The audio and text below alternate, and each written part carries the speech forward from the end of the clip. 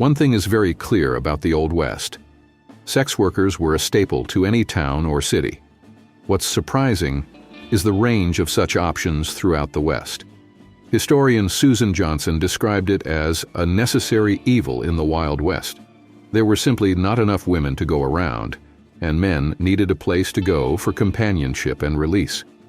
In many parts of the West, prostitution was a thriving industry.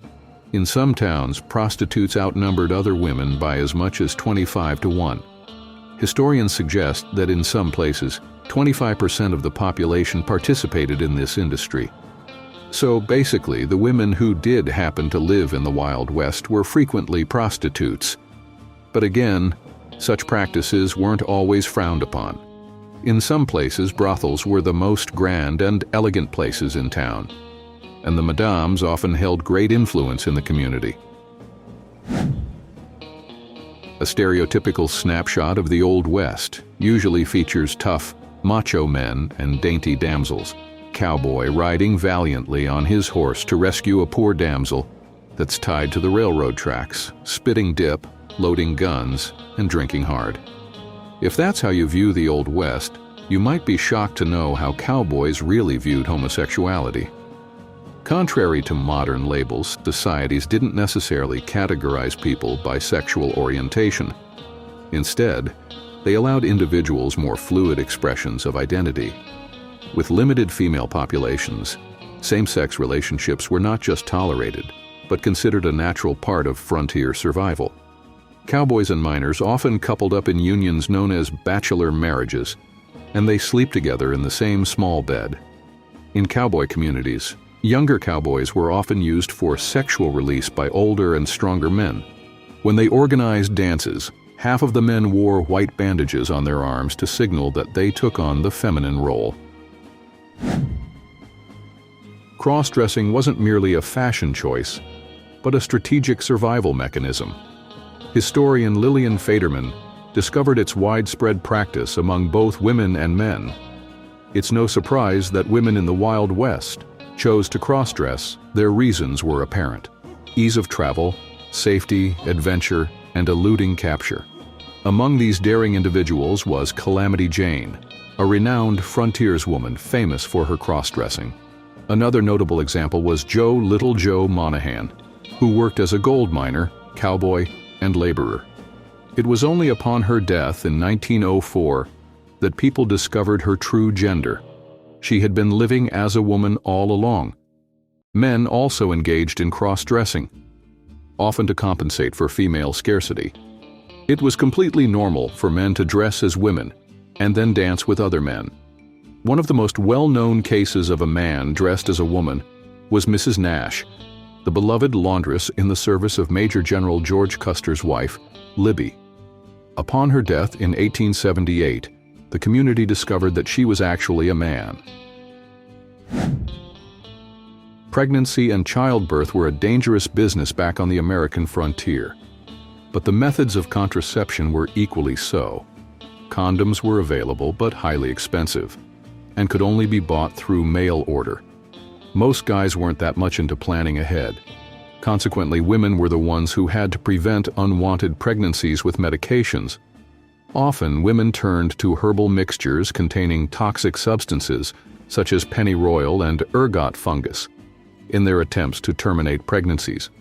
For example, pennyroyal was ingested in the form of tea or tincture, hoping to cause abortion despite the risk of severe liver and kidney damage. Ergot fungus infects rye, and its alkaloid ergotamine was believed to cause miscarriage. However, ergot fungus leads to gangrene and convulsions. These abortifacient pills and potions were advertised in newspapers as able to restore a woman's monthly flow, or with something even more vague like removing any obstruction. It was fairly common for a family of 10 people to live in such a cabin, usually made up of one large room. Now imagine having sex in such a room with no one else noticing. This meant that people had to be creative in finding ways to be intimate. But there was no real expectation of privacy indoors. Maybe for most people, privacy was abundant outdoors. It's worth mentioning that privacy during sex is a fairly modern habit, which began forming after the Protestant Reformation in the 16th century. In the United States, this type of privacy was afforded only by the richest in the Wild West, and most didn't have any money. A very sad, very real fact of the Old West was that women didn't have many options. Women were emphatically considered secondary to men in social standing, which created a culture of endemic sexual assault. In some cases, like in the case of Rufus Buck Gang, the violences were sanctioned, but in most cases, there was no justice for the victims. Sexual violences were committed by all races and nationalities. The cruel reality for women being assaulted was that they were seen as lost, and their only way forward was often to turn to prostitution. Sexual violence wasn't limited to women. Younger cowboys were also vulnerable to assault by older, stronger men in the cowboy communities. While in many respects the Wild West was somewhat of a free-for-all, there was one thing that cowboys deemed a little too exotic: oral sex. People of the Wild West perceived the act as perverse, unnatural, and foreign. The word itself made it seem too intimidating.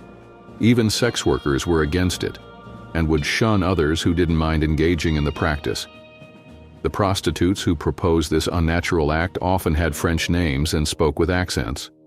Eventually, the act became colloquially known as Frenching in the Wild West. Marriage was a fragile thing in the Wild West. Couples had to be prepared for the possibility that one of them might not survive long enough to see their children grow up.